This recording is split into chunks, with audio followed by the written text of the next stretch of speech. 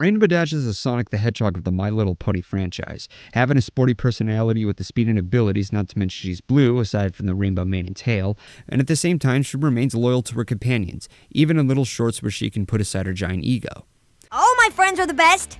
Next question. But the biggest motivation behind Rainbow Dash was to be a part of the Wonderbolts, a military/Blue Angels-esque fleet of professional Pegasi that take on the sky with no limits.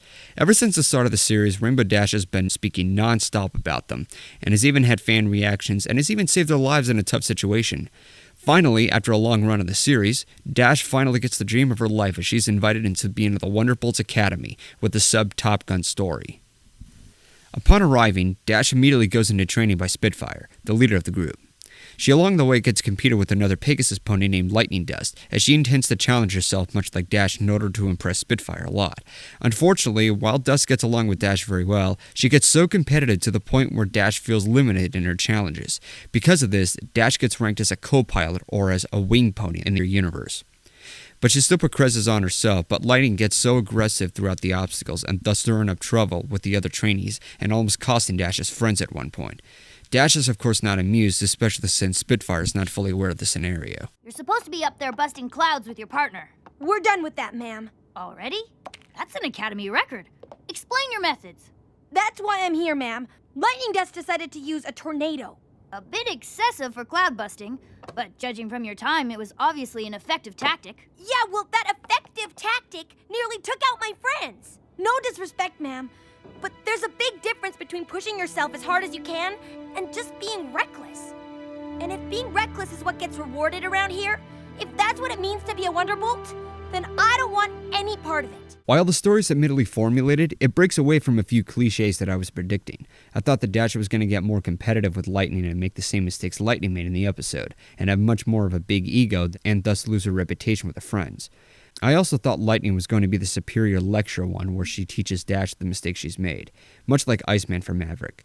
But here, the tables have turned, and it fits much better since Dash is supposed to be known for her loyalty as it is, especially throughout the series, which she learned a lot about her ego towards her friends. I also love how speculative the moral is, even though there was no letter to Celestia. It isn't just about being competitive, or how exploitations can lead to a reckless direction. It's also about teamwork, which could have been the main message as well, but it was respectfully underplayed. Another thing that amuses me is that the training grads here are made into spectacular effect. There's of course your typical laps and exercise and reps that capture the flag, but there's also a specialized catapult that makes you dizzy before takeoff that's used to surpass any vision or conditional issues that you could face, especially in the worst scenarios. The weather controlling methods are also utilized here for training ground purposes other than just using it for weather for any basic needs. This is one I find Pegasi in the show and more admirable.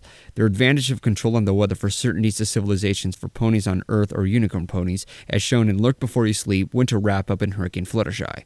And I especially love it when the use of her alternative methods, such as this one. It's a lot more believable than just tossing it aside for a kid's show. I should also mention that there were other characters from Hurricane Fluttershy that are placed in this one, and I love that. Cloud Chaser, Thunderlane, and of course, Snowflake. Yeah! So instead of using the old background characters, they mix in a variety here.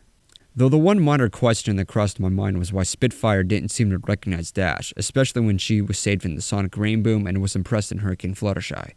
There was no mention of these whatsoever, and maybe there could have been a subtle connection with her and Dash. Not in the sense where she could give Dash some special advice to be mentioned or something that could have came together. Another issue to address is Lightning's character. She's more of the negative part of Dash, and while it can establish a bipolar opposite, she's more of the same character with Dash. There can be competitive personalities, don't get me wrong. She carries her fun moments, but she overall could have had something a little more dynamic than just be the opposite of Dash. I guess the later episodes can follow that up. And this may seem too nitpicky, but I also don't see how Dash was able to catch the main six on a cloud at the end of the episode. It was addressed in Sonic Rainbow that only Pegasus ponies are capable of walking on clouds unless granted a spell that allows you to walk on. I would guess that Twilight may have started that in advance, but there could have been at least some screen time for that. I also found the scenes with Pinkie Pie's obsessive concern for Dash to be a little underspirited. I love the idea that she cares for Dash, but her waiting for a response through a mailbox was just too much. To its credibility, it does contain continuity, since Pinkie intends to care for others.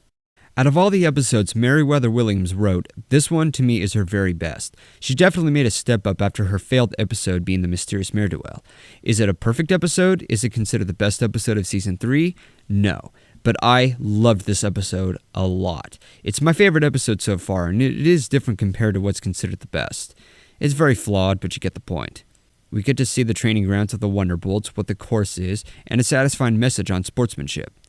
So now that Dash has been a part of the training grounds, only time can tell of when she will be a part of the Wonderbolts, the leader of the Wonderbolts, and for that direction, what other grounds and obstacles will she face? Is she going to be more geared towards the Wonderbolts, or have the luxury of being with the main six again? It's a huge and exciting stepping stone in the series now. But until next time, this is Golden Fox, and take care.